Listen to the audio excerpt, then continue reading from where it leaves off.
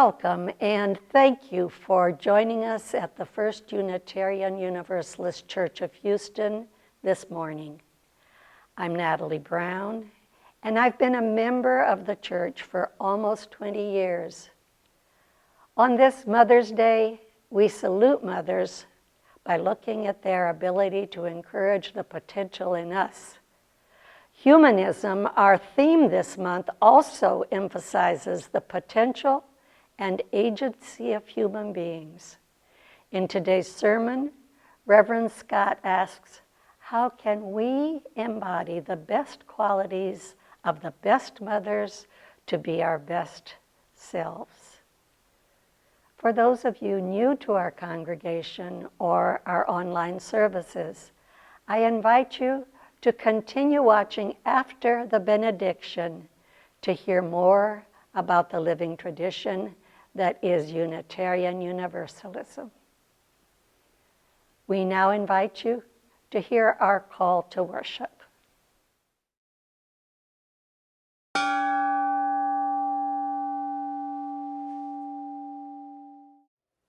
We open with words of William F. Schultz.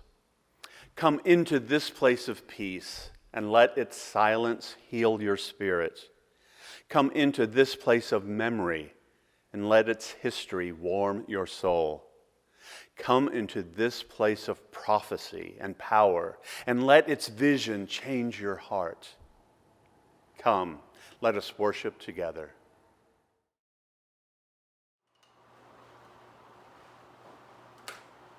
We are Unitarian Universalists with minds that think, hearts that love, and hands that are ready to serve.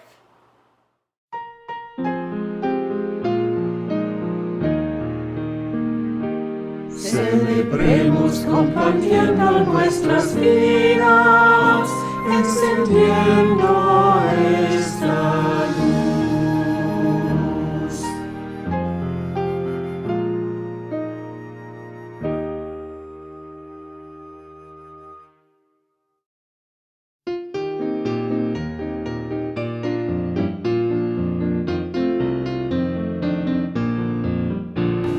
Enter, rejoice, and come in. Enter, rejoice, and come in. Today will be a joyful day. Enter, rejoice, and come in. Open your ears to the song. Open your ears to the song. Today will be a joyful day. Enter, rejoice, and come in. Open your hearts, everyone. Open your hearts, everyone. Today will be a joyful day. Enter, rejoice, and come in. Don't be afraid of some change. Don't be afraid of some change. Today will be a joyful day. Enter, rejoice, and come in.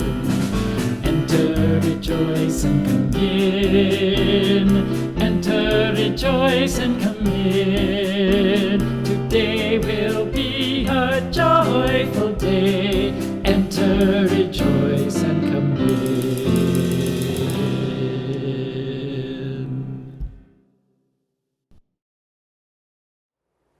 Please join with me in the spirit that some call meditation and others name prayer. Make yourself comfortable. Relax. Take one deep breath and then another. Open your mind. Open your heart. Today, the advertising tells us what to buy for Mom. Instead, help us listen to and honor the deeper voices. Today, let us honor all of those who have made this world possible for us. Those who did the hard work of building a better world for future generations. Today, let us honor the grief of those who have lost children through miscarriage, stillbirth, death, those who long for children, and those, for whatever reason, cannot be in touch with their children this day. Today, let us honor the grief of those who mourn for their parents, whether separated by death, dementia, or disconnection. Today, let us honor those who fill in for missing mothering, fathers, grandparents, foster parents, aunts and uncles, and more. Today, let us honor the ways we have each been nurtured and mothered by the mothers who gave birth to us, by the parents who raised us, by those many others who have supported and nurtured us of all genders. Today, let us honor those who survived damaging and traumatic mothering. Spirit of life, help them to heal. Let us remember that not every mother is ready for her children. Let us turn aside from the myths of motherhood on a pedestal and remember each parent is an imperfect human in need of more support than adulation, in need of our support. Today, let us honor those who are doing the hard work of nurturing, striving to meet not only the physical needs, but the many deep and complicated emotional and spiritual needs.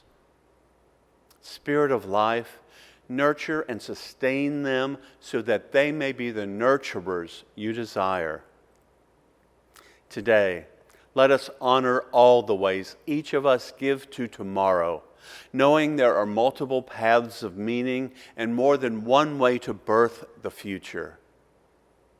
Today, with both joy and sorrow, let us be grateful for life, for the chance to love, for those who love us, and the opportunity to nurture the future.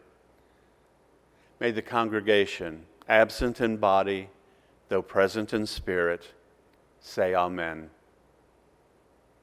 We pause now together to lift up that which sits heavy and light on our hearts. Our condolences go out to Sharon Plummer, whose husband Chandler Davidson passed away on April 10th. They are both former members. Davidson was a leading voting rights scholar and a co-founder of Rice's sociology department. Our hearts are with those who mourn, both nearby and around the world.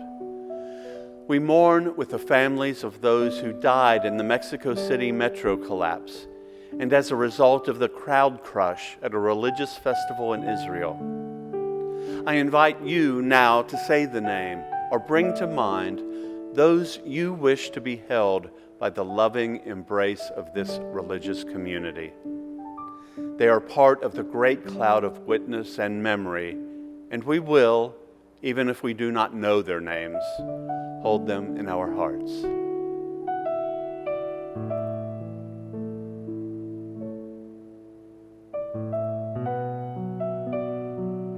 In this great cloud of witness and memory, amid this beloved community, we hear these names and hold them in our hearts. Let us remember the suffering and joy amid and among our community that we do not know. We pause in awe and wonder of the mystery that is life. In the spirit of love, in the spirit of hope, and in the spirit of compassion, I invite each of you to enter into a time of silent prayer, meditation, or reflection.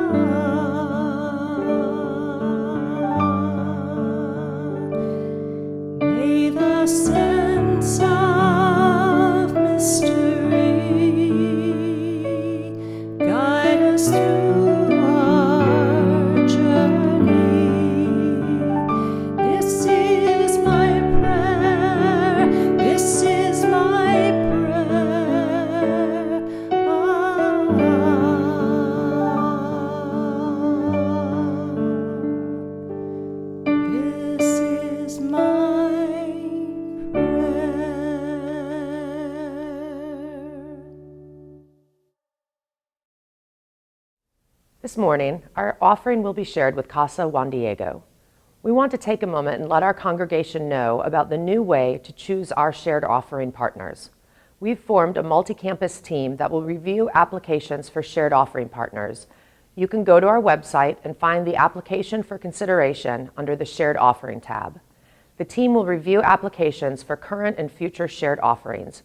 We welcome congregational applications as well as potential organizational partner apps. We are excited to introduce Casa Juan Diego as our shared offering partner for the next 3 Sundays. Casa Juan Diego was founded in 1980 following the Catholic worker model of Dorothy Day and Peter Marin to serve immigrants and refugees and the poor. From one small house, it has grown to 10 houses.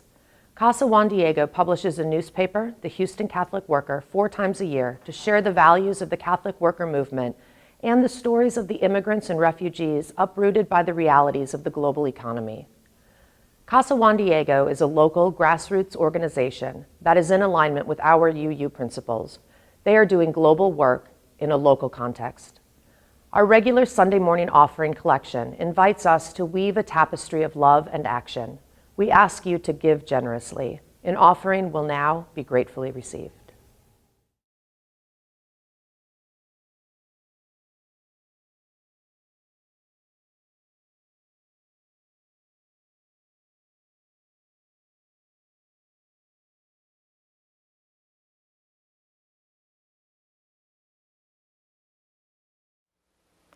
Our first reading is the Chapter 5 introduction from Sources of Our Faith, inspirational readings by Kathleen Rollins.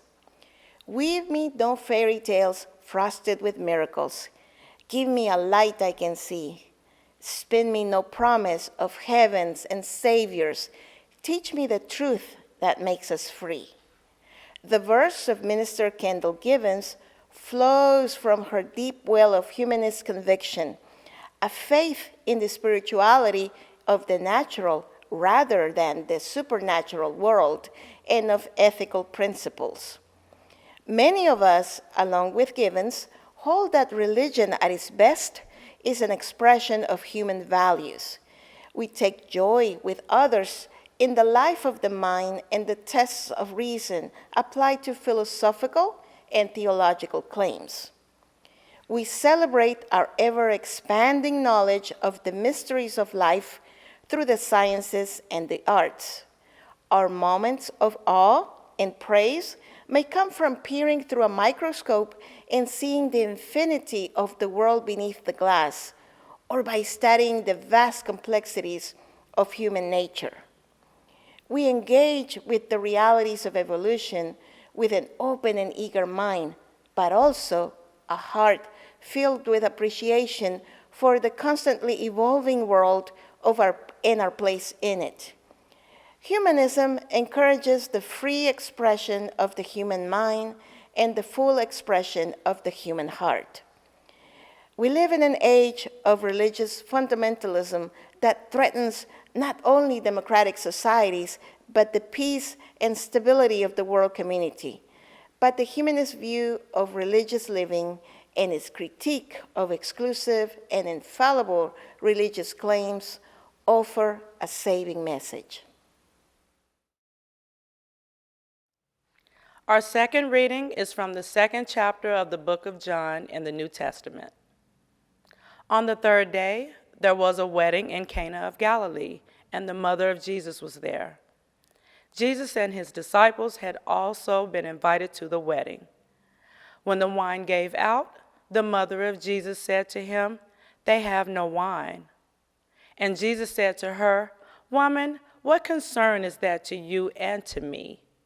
My hour has not yet come." His mother said to the servants, "Do whatever he tells you." Now standing there were 6 stone water jars for the Jewish rites of purification, each holding 20 or 30 gallons. Jesus said to them, "Fill the jars with water," and they filled them up to the brim. He said to them, "Now draw some out and take it to the chief steward." So they took it. When the stewards tasted the water that had become wine and did not know where it came from, though the servants who had drawn the water knew, The steward called the bridegroom and said to him, "Everyone serves the good wine first, and then the inferior wine after the guests have become drunk. But you have kept the good wine until now." Jesus did this, the first of his signs, in Cana of Galilee, and revealed his glory, and his disciples believed in him.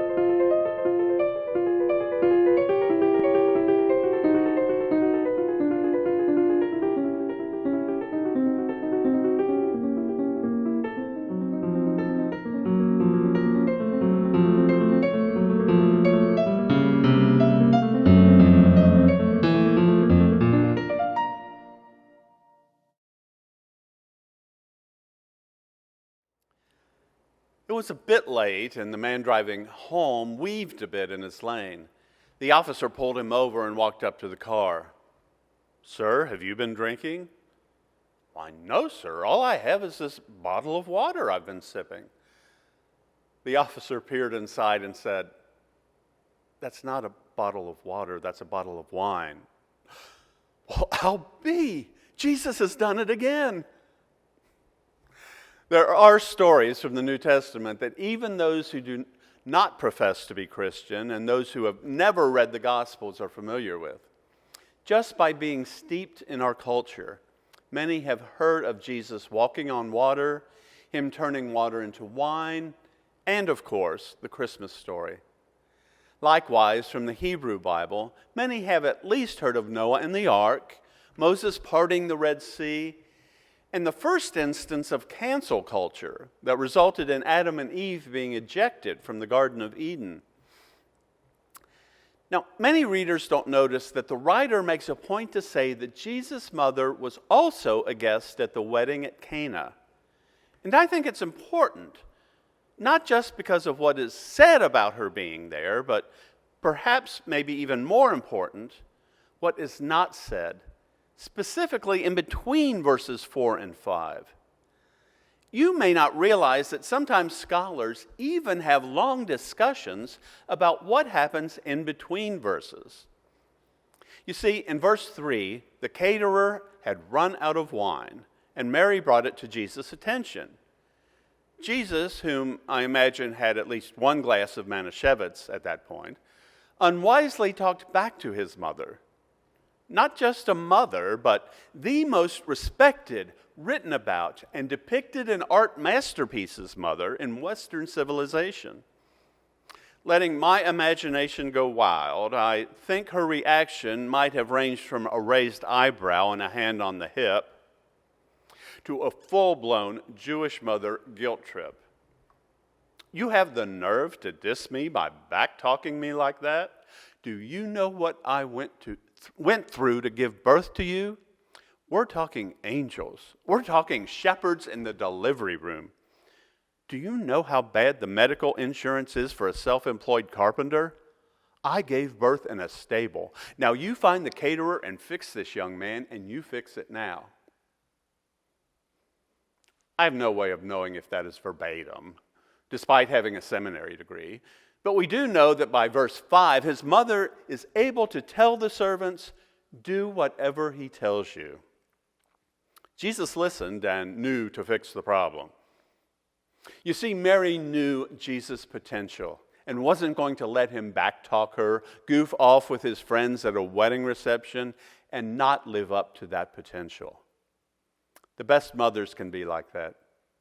They see the potential in their kids and encourage them to do their best. And that happens to be congruent with the philosophy of humanism. Two of the tenets of humanism are: we have the power within ourselves to realize the best we are capable of as human beings. And we are responsible for what we do and become. Our lives are in our own hands. Our theme for the month, which Dr. Bosson introduced in last week's special music service, is the fifth source of our Unitarian Universalist living tradition.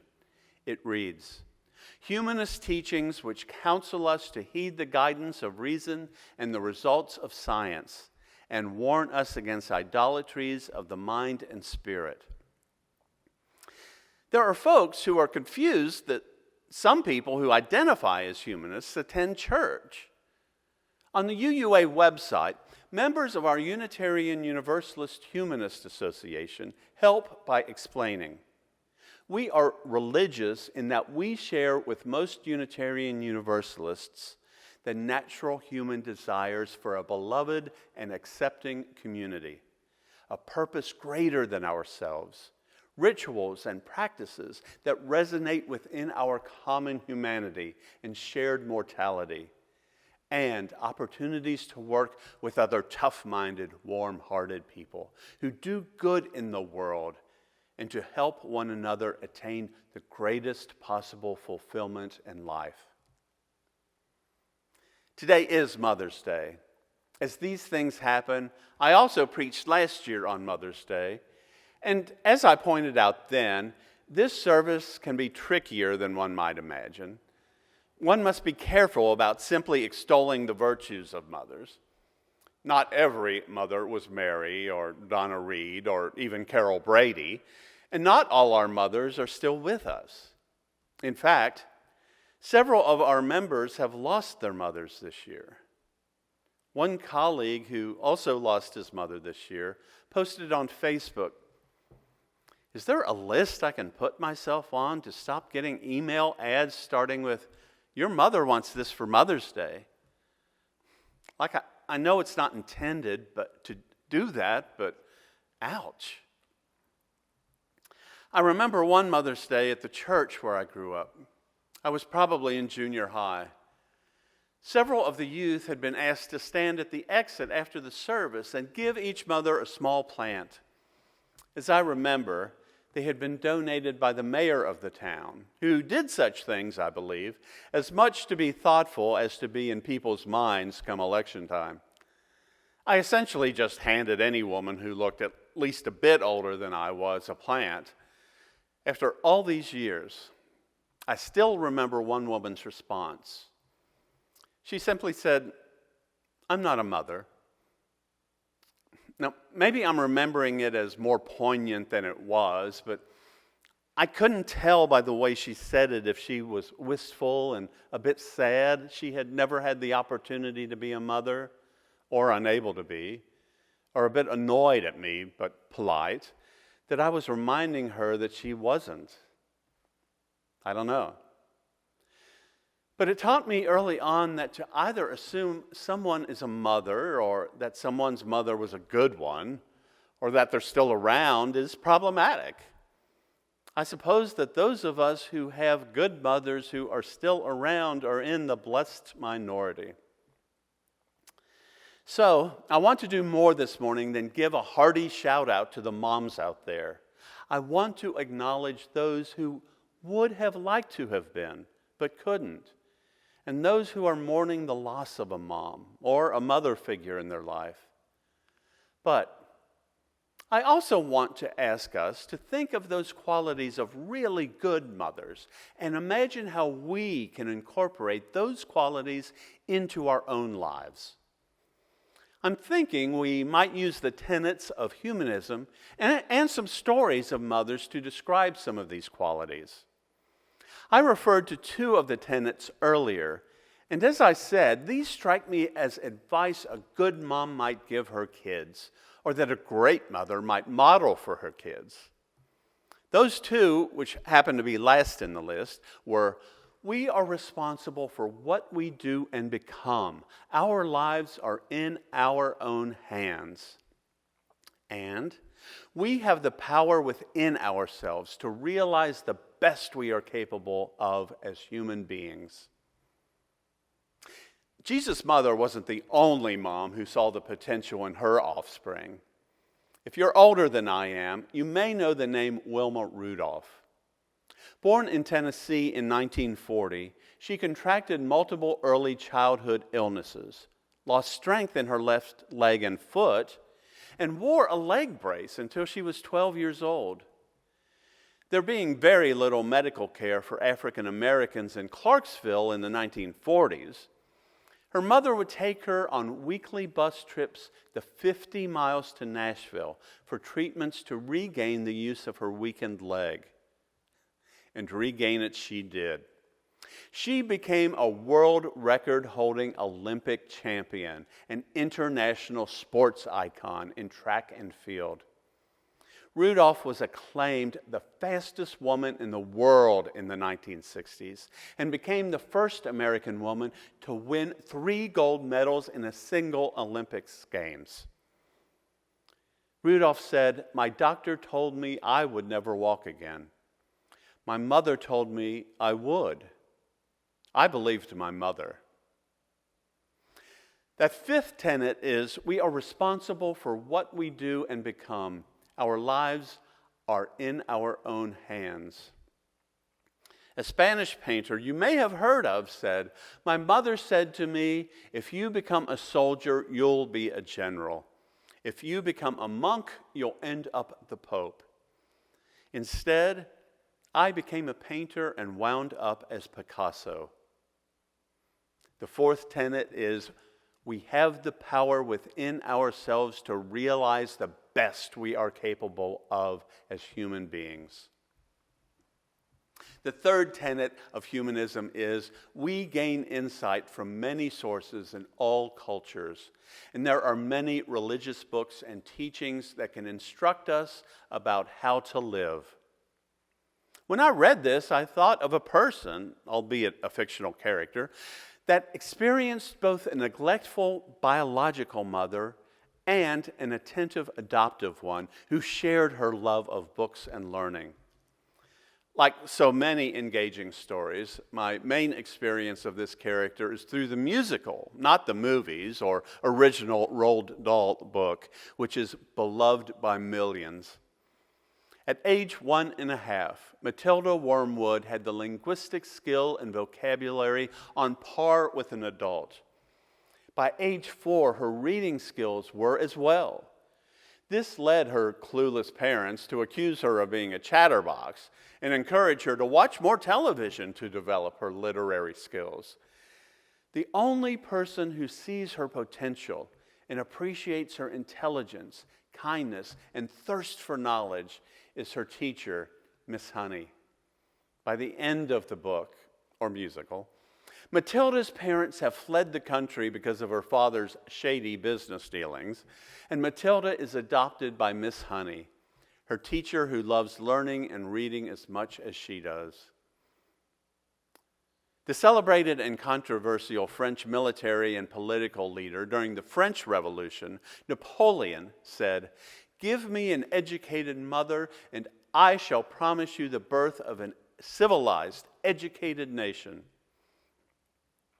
The religious activist who led a revolution in Unitarian religious education, Sophia Lyon-Fahs, wrote, "Life becomes religious whenever we make it so, when some new light is seen, when some deeper appreciation is felt, when some larger outlook is gained, when some nobler purpose is formed, when some task is well done." The second tenet is immortality is found in the examples we set and the work we do. It strikes me that this aligns really well with our Unitarian Universalist focus on working hard to create a better world for everyone here on earth before we die. Now, I intend to talk more about this tenet the next time I preach when I talk about humanism and mourning. But I will make an observation in order to squeeze in another Broadway reference. In the second act of Stephen Sondheim's Sunday in the Park with George, George's elderly grandmother, Marie, makes the observation, there are only two worthwhile things to leave behind when you depart this world of ours, children and art. For a long time, in my reluctance to disagree with Sondheim, I decided that was probably true. But I've come to believe there are other worthwhile things as well. For instance, the Dalai Lama tells us, share your knowledge. It's a way to achieve immortality. And I believe the reverberations that are created when we are kind and loving to others grow, continue, and outlive us. This segues directly into the first tenet. Showing love to all humans is a worthy goal. Like so many goals, this doesn't sound like a big deal until you begin to think about actually doing it. A goal to lose weight is not difficult until the waiter offers you a free slice of cheesecake, or your mom insists you eat just one more helping of your favorite food she made just for you. A goal to love all humans is not difficult until you begin thinking about the most mean-spirited, annoying people you know. It takes a breathtaking amount of grace, intention, and even forgiveness to attempt the goal of showing love to all humans. An almost unbelievable example is, perhaps not surprisingly, shown to us by a mother. In 1995, Shaletta Evans' 3-year-old son was killed in a drive-by shooting. She said, "That's when my life became a whirlwind of grief and sorrow." Raymond Johnson, the shooter, was a teenager and sentenced to life behind bars. But while in prison, he changed. He decided to write to Charletta and tell her how he felt about the murder. "It put a hole in my heart. It hurt me deeply," he said. In an interview with a Denver television station, Evans recalled, "He had pretty much said to me, 'I need help and I need you to reach out to me.' And he also asked me if I would be his mother." The man who had killed her child was asking her to adopt him, figuratively, as her son. He didn't know that the night Evan's son Cassatt died, she had heard a voice and made a decision. "I sat there and said, 'Yes, I will forgive. Yes, I will forgive.'"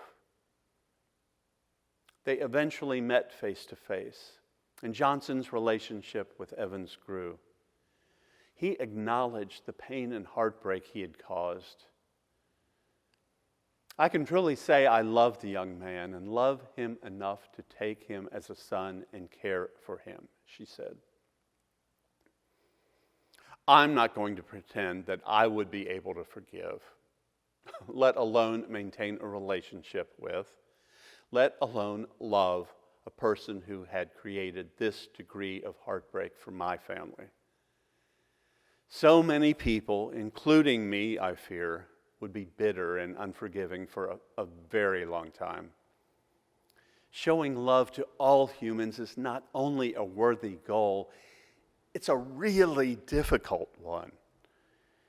If it weren't, it wouldn't need to be a goal. It would just be on a checklist of easy things to accomplish by noon today.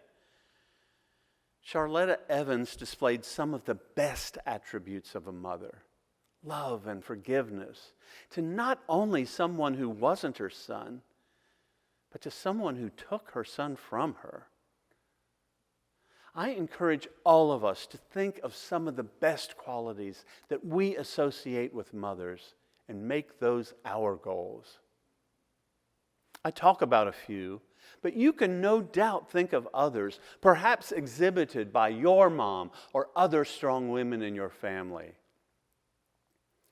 We don't have to be moms to work on acquiring those good qualities and use them to improve our lives.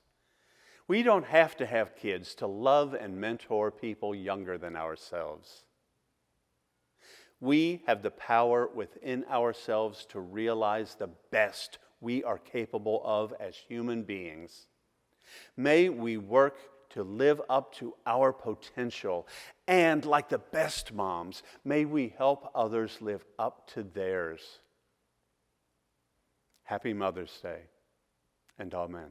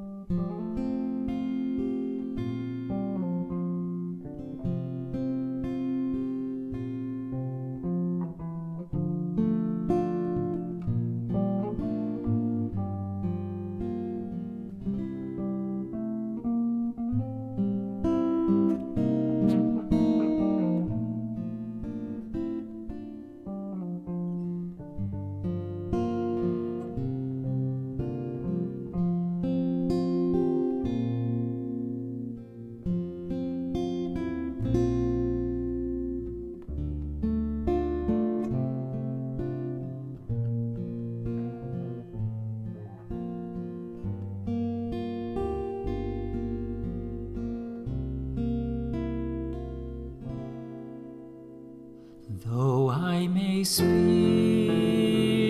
with bravest fire and have the gift to all inspire,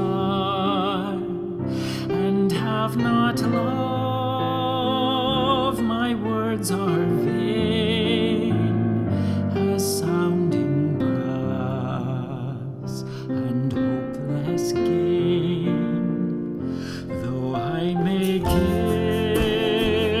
all I possess, and striving soul my love profess, but not be given by love within, the prophet soon turns strangely thin. Come, Spirit, come, our hearts control, our spirits long to be made whole. Let inward love guide every deed. By this we worship and are freed.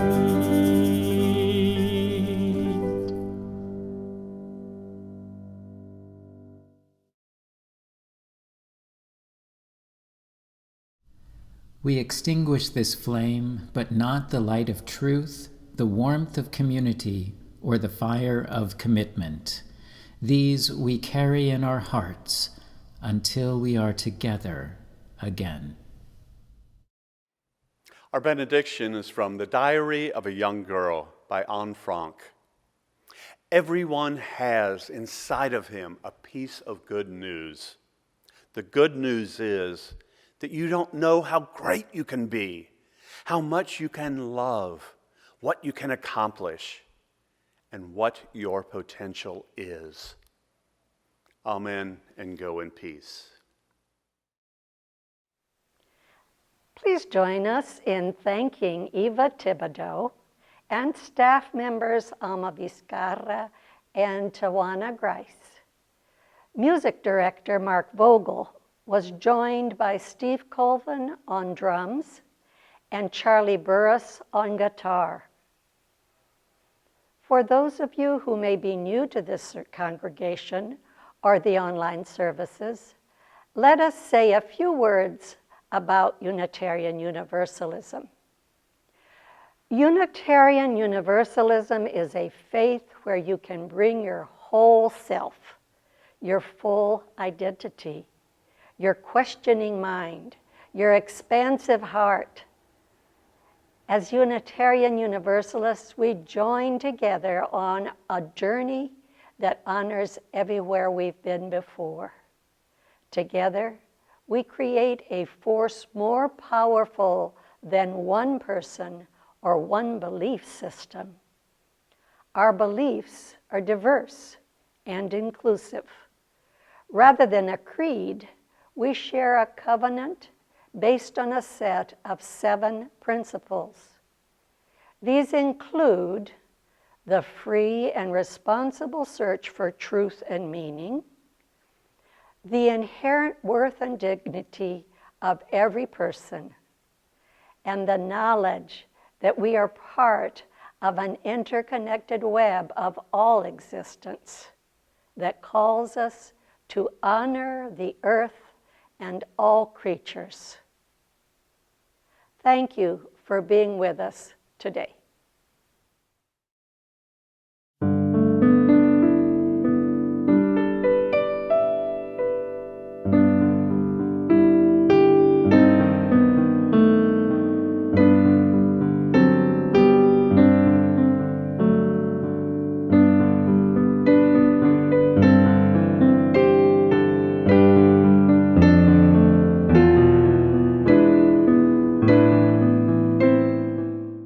There are many groups meeting online. Please go to firstuuhouston.org to check them all out. Here are just a few of the highlights. 2 opportunities to chat after the online service are the coffee half hour at 11:30 and the discussion circle at noon. They'll be asking, what does it take to create a successful group? There are also 2 opportunities to discuss good books this week. At Texts for Troubled Times at Tuesday at 5, Reverend Colin will lead a discussion of Gige's award-winning book, Homegoing. And Wednesday at 7 is a UU Bible study of the Gospels. Do you have questions about becoming a part of a thriving faith community? Come to Membership 101 Thursday at 6 to get more information about joining the church. The Sanctuary Choir meets virtually Thursday at 7:30 to make friends and beautiful music, and they are welcoming new voices. Email mark@firstuu.org for the link. Many of the topics for upcoming discussion groups are on our website, firstuu.org/online-group-meetings. Visit there for more details and to sign up. And remember, all times shown are Central Daylight Time.